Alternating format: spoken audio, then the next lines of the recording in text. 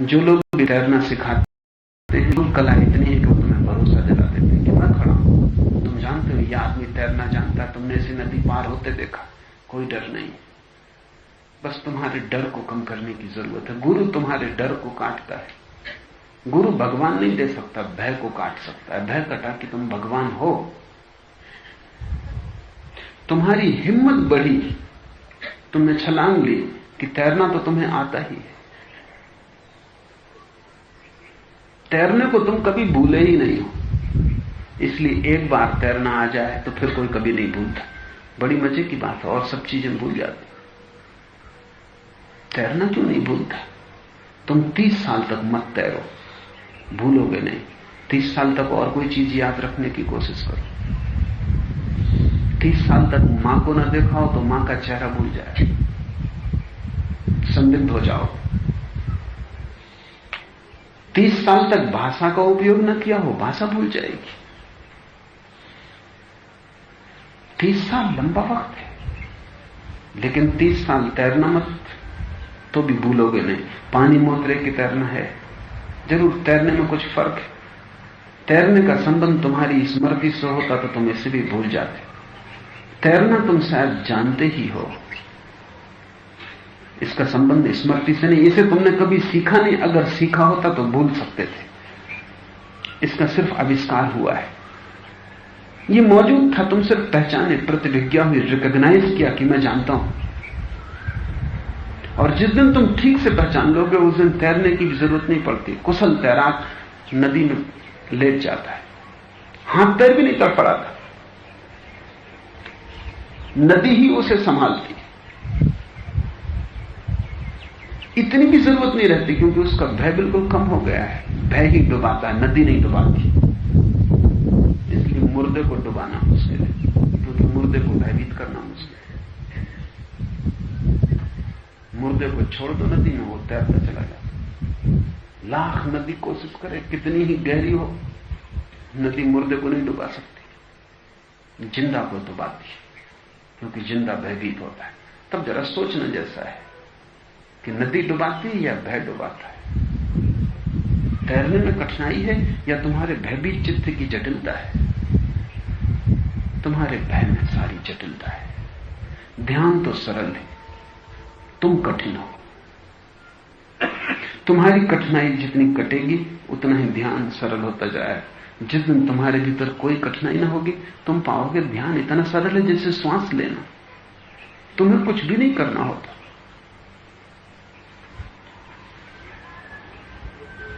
एक अर्थ में ध्यान से ज्यादा सरल कुछ भी नहीं है, क्योंकि वो तुम्हारा स्वभाव है। दूसरे अर्थ में ध्यान से कठिन कुछ भी नहीं है, क्योंकि तुम बहुत जटिल हो गए हो। तुम्हारी जटिलता काटने में ही सारी साधना है। लेकिन यह असंभव नहीं है, क्योंकि जटिल तुम ही हुए हो, जानकर हुए हो, कोशिश कर करके हुए हो। विपरीत यात्रा करोगे, जटिलता कट जाएगी।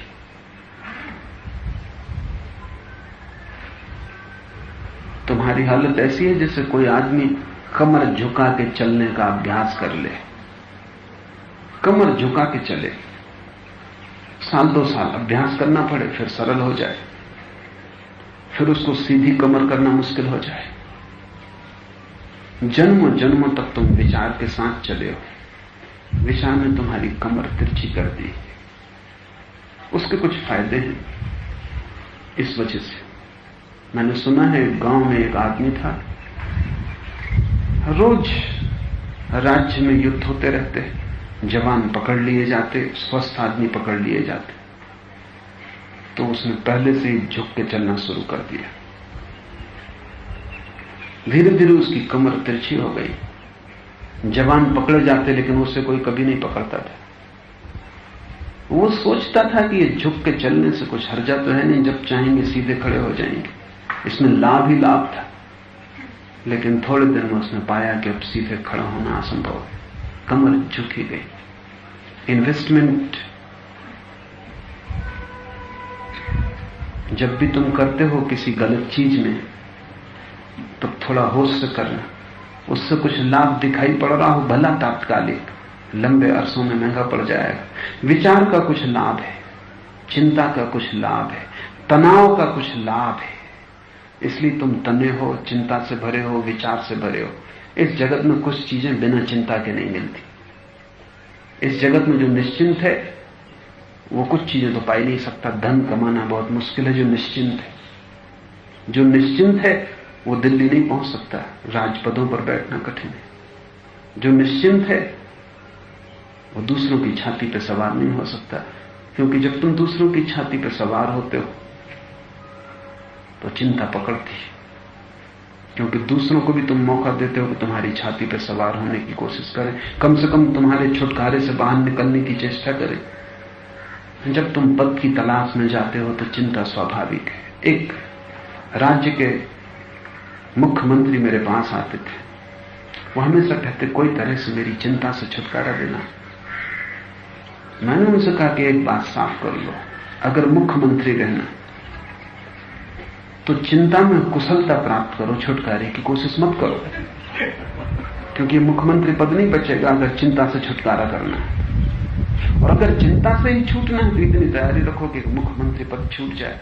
वो बोले कि नहीं, आप तो, आपकी कृपा हो तो दोनों चल सकते, किसी की कृपा से दोनों नहीं चल सकते,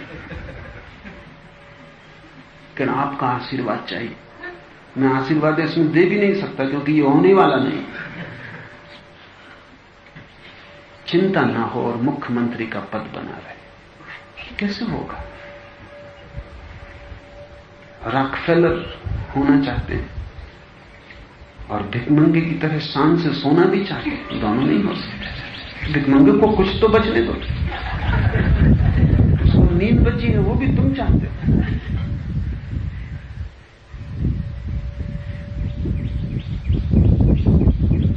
भिखमंगा शांति से सो सकता है क्योंकि खोने को कुछ नहीं है, इसलिए अशांति और चिंता का कारण क्या है?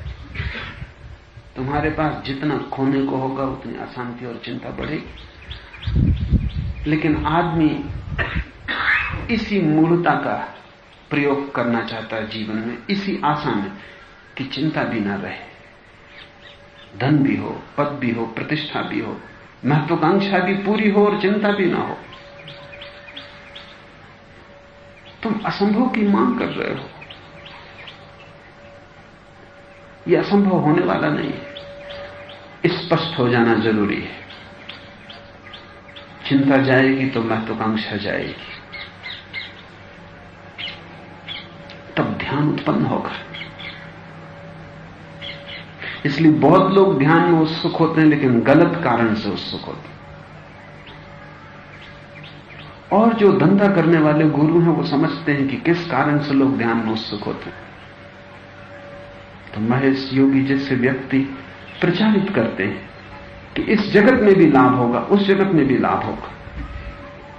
ध्यान करोगे धन भी मिलेगा, धर्म भी मिलेगा।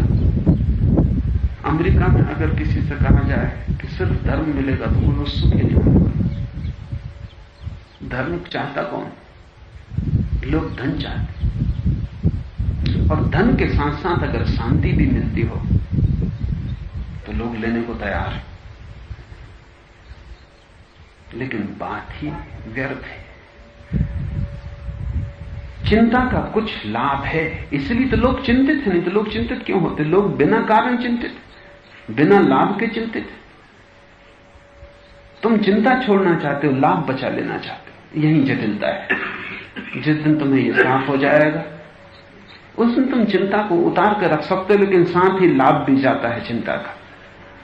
महालाभ के द्वार खुलते हैं लेकिन उनका तुम्हें कोई पता नहीं है। ध्यान सरल है, तुम्हारी सरलता चाहिए, और तुम्हारी सरलता का अर्थ है विपरीत दिशाओं में यात्रा मत करो, तुम सरल हो जाओ। तुम विपरीत दिशाओं में चलोगे तुम जटिल हो जाओगे। एक आदमी ने बैलगाड़ी में दोनों तरफ बैल जोत लिए और वो दोनों तरफ हाँक रहा है। बैलगाड़ी कहीं नहीं जा रही, वो परेशान है, वो चीख चिल्ला रहा है, वो कह रहा है कोई रास्ता बताओ। उससे मैं कहता हूं एक दिशा के बैल खोल दो, दोनों जोड़ियों को एक ही दिशा में जोड़ दो, ये गाड़ी अभी सरपट भागेगी। पर दोनों दिशाओं में उसके लक्ष्य हैं। इस तरफ दुकान है, इस तरफ मंदिर है, इस तरफ चिंता है, इस तरफ शांति है, इस तरफ धन है, इस तरफ ध्यान है। दोनों वो चाहता है। वो कहता, आप कहते तो ठीक है, लेकिन कुछ ऐसा आशीर्वाद दो कि बैलगाड़ी दोनों मंजिलों तक पहुंच जाए। इसी आशीर्वाद की तलाश में चमत्कारी गुरुओं की खोज करता है, क्योंकि मेरा जैसा आदमी तो ये आशीर्वाद दे ही नहीं सकता है, क्योंकि जो देता है वो या तो मूढ़ है या शैतान है। इस आशीर्वाद का आश्वासन देना भी संघातक है, क्योंकि उस आदमी का जीवन नष्ट हो रहा है, उसकी ऊर्जा व्यर्थ हो रही। विपरीत लक्ष्य एक साथ नहीं पाए जा सकते। ये तुम्हें साफ हो जाए तो तुम सरल हो जाओ। सरलता का अर्थ है तुम्हारे जीवन में विपरीत खो गए, तुम्हारा जीवन एक लयबद्ध धारा हो गया, तुम एक तरफ बहना शुरू हो गए। फिर कोई अड़चन नहीं, फिर तुम्हारी सरिता ध्यान के सागर में अपने आप गिर जाएगी। फिर तुम्हें ध्यान सीखने की भी शायद जरूरत न पड़े, क्योंकि ध्यान कोई सिखा नहीं सकता। सरल व्यक्ति के जीवन में ध्यान के फूल लगने शुरू हो जाते। तो तुमसे मैं कहूंगा, सरल हो जाओ, निर्दोष हो जाओ। और ध्यान रहे, जब मैं कहता हूं निर्दोष हो जाओ, तो मेरा मतलब ये नहीं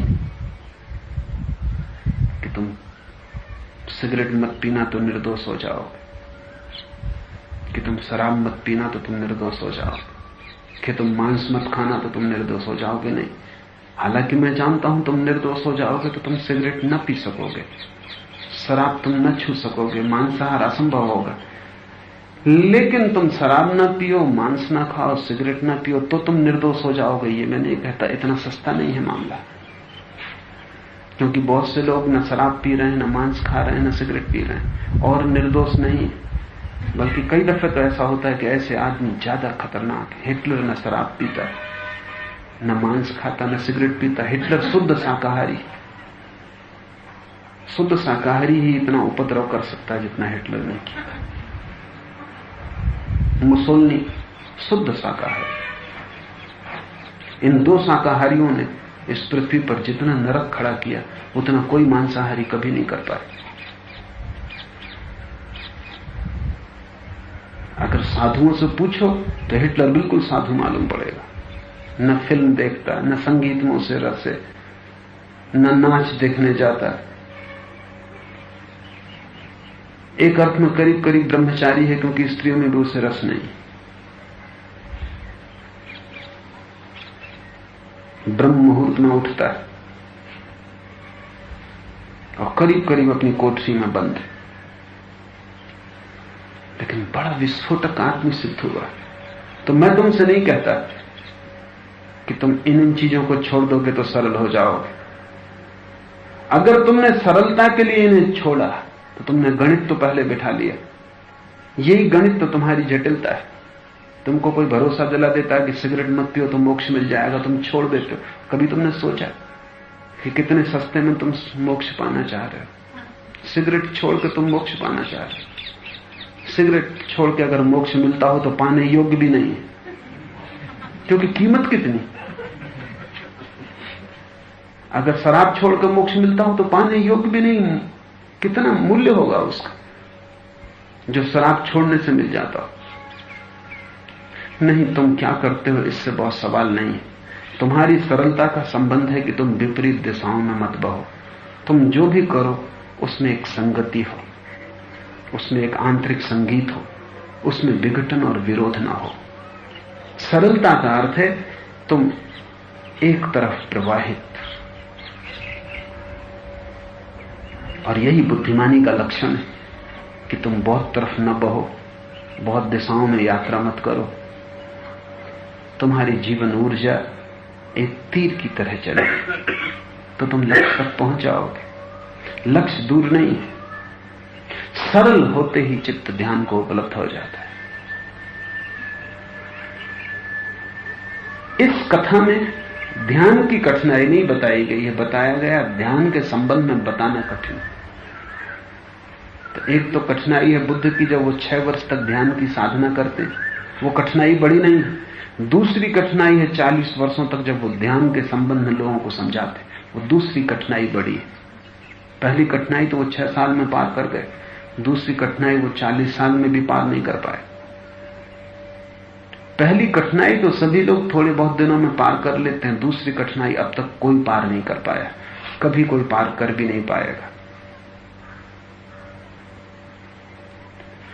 सत्य को जानना सरल, सत्य को बताना मुश्किल है। सत्य को जीना सरल, जीकर ही बताना एकमात्र रास्ता है। सरल